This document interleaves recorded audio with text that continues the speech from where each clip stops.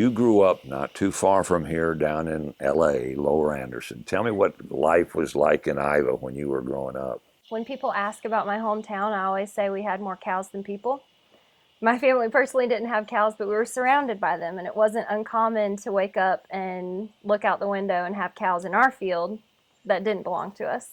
Spent most of my time outdoors, two older sisters, it was us, and we lived next door to my grandparents. I was homeschooled, which I will never regret, loved every bit of it. While you're there, for those that are listening and they've heard of homeschool, but nobody's ever explained to them the idiosyncrasies and how you learn and what you do to get an education at home, at a dining room table, or wherever. Give us a little background on homeschooling in Iowa. I taught preschool for a while. It's like the same as that, but it's just a couple of kids and the teacher. As I got older, we did our schoolwork on the computer. So if you've ever taken an online course in college or some kind of online training, that's very much what my homeschooling from middle school up was like. I feel like I'm pretty well self-disciplined, and I think that was trained into me I have to get this stuff done. And from a young age, it was like, I'm responsible to get this done. I'm going to get in trouble if I don't get it done. It's not like that flexible, but I had to make sure that I planned well and got the projects finished and all that. And then when it came time for higher education, what did you do? I went to Tri-County for my associates, and then I got my bachelor's degree online at University of Phoenix. In what? Psychology. I thought at the time that I would go on to get my master's in counseling, but the Lord had a different plan for me. Obviously, what we're doing is not that. But I can say I always wanted to be an artist, but just thought, oh, it's not practical. Like, I'm not going to make any money, and just wouldn't have taken the dive to make this business happen if it hadn't been for the Lord laying out the path and the circumstances leading us to, you have to do this. Any other option is ridiculous. So how did you meet James? Tell me that story. So we met at a house church right outside of downtown. He was working with the pastor of the house church. Tell me what happened the first time you saw James and James saw you. I believe I remember correctly that I was there first. She arrived there late. It had just been her birthday. And she arrived in this teal green dress, and she just looked beautiful. And then throughout that night, we quickly discovered like a lot of similar interests. And I was like, all right, this is a girl for me. First night. Yeah, that first night. All right, Shyana, what about you? Is that the way you remember that evening? Okay, now we're gonna have to spill the tea. It's gonna get juicy. I actually was dating someone else at the time, so I did not let my mind go there. But I did think he was attractive and really cool. And my sister and best friend and I always joke that I tried to like Pawn him on somebody else. Yes, I texted them and was like, y'all, there's this really cute guy that started coming to house church. You need to come and meet him. And because they were both single, and they didn't come. And then I ended up not being in a relationship anymore. And I was like, okay, well, I guess I can let my mind go there now. I was single the entire time, so. Yeah, of course you were. Yeah, okay. So, James, tell me about you. Where did you grow up? I've never lived in a home longer than 4 years. Every fourth year has always been some instance has happened, and I've moved into a different home. Where did you start out? In California, the very bottommost city called Calexico. I was essentially raised by my grandmother in that little desert town. 4 years I was there. 4 years I moved to San Diego with my mother, because the first 4 was my grandmother, then 4 years in LA. Who in LA with? With my mother again. Okay. She was just kind of moved around. I mean, she was in her 20s, so as 20-year-olds would do, is seek the opportunity for their future. We then moved to Charlotte, North Carolina. Now wait, you came all the way across country. How did that happen? She met someone that she fell in love with. But you eventually find your way to Anderson. This is a hard thing to just breeze over, but I became homeless at the age of 18. Decided I had a decent education in South Carolina, a decent GPA, I guess is what I should say. And I wanted to go to a tech school immediately because I could go there for free. And so I decided, my mom moved back to California, and I decided I wanted to stay here.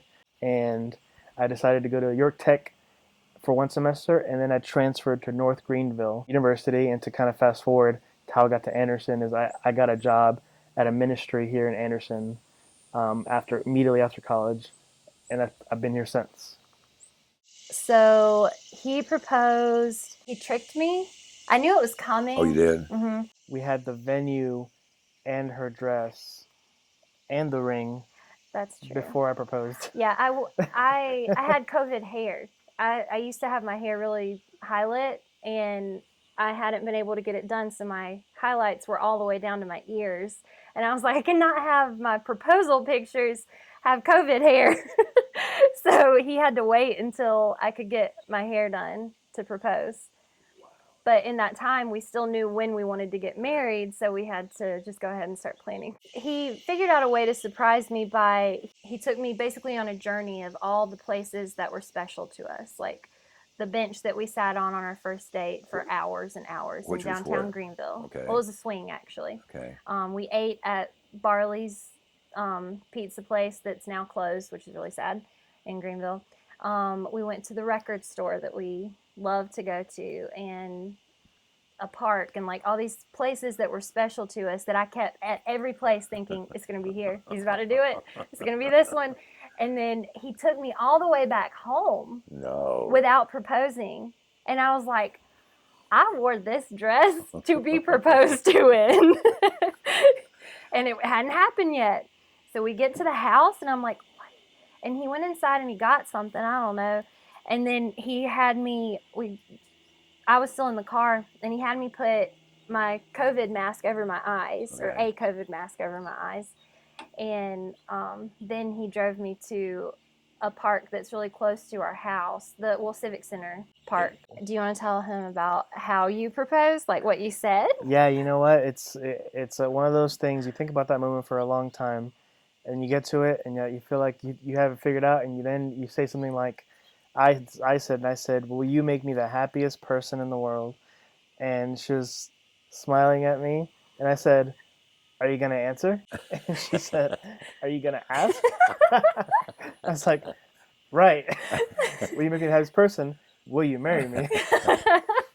You get married, and during this dating process, are you talking about how we can join not only our families basically in marriage, but also our talents and start a business? When did that become a conversation? So, funny enough, they kind of coincide right up to the days. Shyana was let go during COVID from her job. My last day of my job was the day before we got married. And that was at Anderson University? It was at ministry on the property. Property, right, okay. Yeah.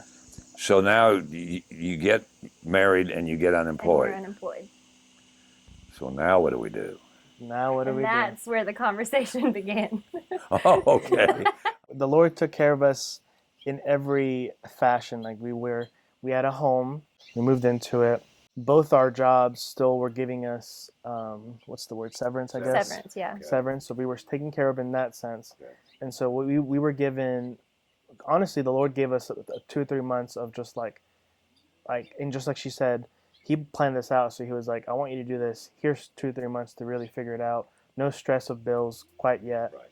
And so in 2021 is when we kind of started, this is our only income. And if somebody walks up and says, what do you do for a living? How do you explain what the two of you provide? So I typically would say we have a business, Garcia Visuals, and we do videography, graphic design, and web design. Those are kind of our 3 main things that we do. And, a lot of people want to say, like, you have to niche, you have to cut it down to just pick your favorite and do that. But what is really cool about being able to offer multiple things is that we've been able to build packages for businesses and ministries where we do all 3 of those things. One-stop shopping. Yeah. And you all do it all. Yeah. What's the life lesson that you bring to this point in your relationship with each other and in business? Never think that we know what the Lord is bringing to us, because he brings many surprises. often. Yeah. Different than what we expected, and so much better over and above. And I can say I've spent a lot of my life worrying about who am I going to spend my life with? What am I going to do to support myself? And if I could have had a genie and made a wish, what I would have wished for would not be as good and fruitful and life-giving as what God has provided, that I never could have planned for. So, life lesson, quit worrying and trust the Lord.